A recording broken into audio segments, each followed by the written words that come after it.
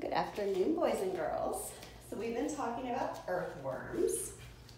So today I'm going to read a book called Yucky Worms. Okay.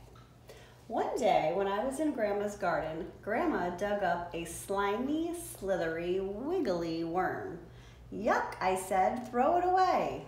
Throw it away? Grandma looked horrified. Would you throw away one of your friends? You can't be friends with a worm, I said. You can't even tell which end is which. Yes, you can. Watch. Grandma put the worm down. It gave a kind of squirmy wriggle and disappeared really fast, pointy end first. As the rounded head vanished, Grandma said, "There goes its tail." I bent down to look, and I could see it had left a little tunnel. Where did it go, I asked. Home, Grandma said. It's an earthworm. It lives underground.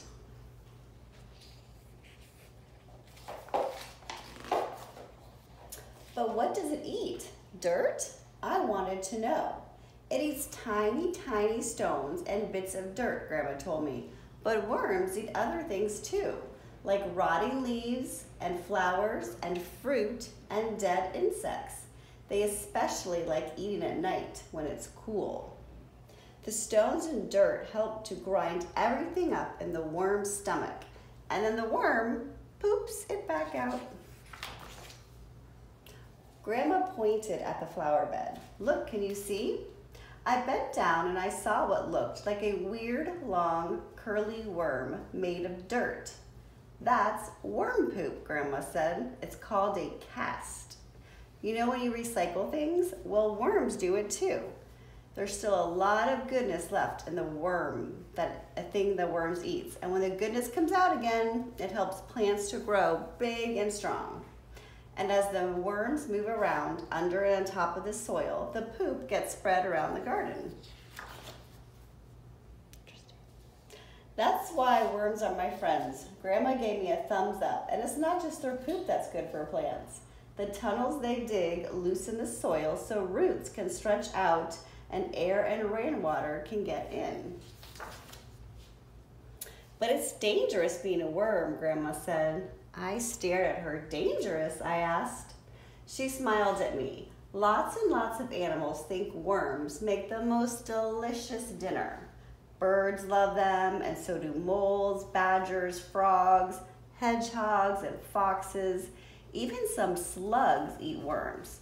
And human beings accidentally slice through them with spades and spike them with forks. It's a tough life. Cutting them in half doesn't hurt them, Grandma, I said. They just turn into two worms and keep on growing.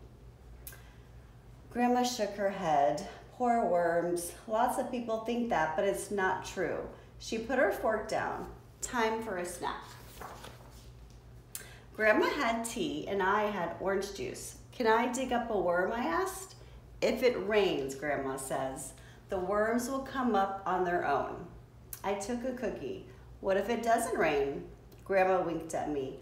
We'll use the watering can and pretend. I finished my cookie as fast as I could. Can we trick the worms now? Grandma filled the watering can and I watered the ground. Then I stood back. I didn't want worms chewing at my shoes. They only put their heads out, Grandma promised, and it'll be a while before they do. Grandma was right. I had time to eat 2 more cookies before she said, look. Wow, I said. I could just see the tip of a worm above the ground. Now watch this. Grandma stamped her foot and the worm disappeared. Did it see you, I asked? Grandma shook her head. Worms don't have eyes. They feel vibrations though, and a thump like that might mean a hungry bird is landing. Danger. Grandma dug her fork in the ground. Up came lots of dirt and wriggly worms. She picked one up and washed it in the watering can. Mustn't drop it, she said. They can't swim. Grandma put the clean worm on some paper and held it near my ear. I could hear a tiny rustling noise. What's that? They're covered in little hairs, Grandma said. These hairs and their muscles help them move. I've got muscles too. I bent my arm so Grandma could see. If you've got so many muscles, she said, maybe you'd like to help me plant my sunflower seedlings. Okay, I agreed, and then I thought of something. When I go to school on Monday, I'm going to say that I've got lots of new friends. Good idea, Grandma said. But I said I might not actually say they're worms. That's actually very cute. That was another new book. Awesome. All right, so we've been talking about worms. What month is next month, which is actually going to be on Friday? So we're in April. So next month is May. Last month was March. We have 12 months in the year, 7 days in the week, and 365 days in the whole entire year. So let's count and see where we're at. 1, 2, 3, 4, 5, 6, 7, 8, 9, 10, 11, 12, 13, 14, 15, 16, 17, 18, 19, 20, 21, 22, 23, 24, 25, 26, 27, 28. So today is Wednesday, April 29th, 2020. And remember, there's only 30 days in April, which is why May 1st is on Friday. All right, let's do our sight words. We'll do them in order today.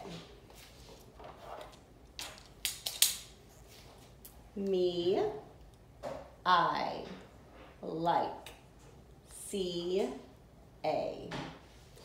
The, and, am, can, it. Is, to, go, we, at. My, on, you, in, he. An, so, do, up, no.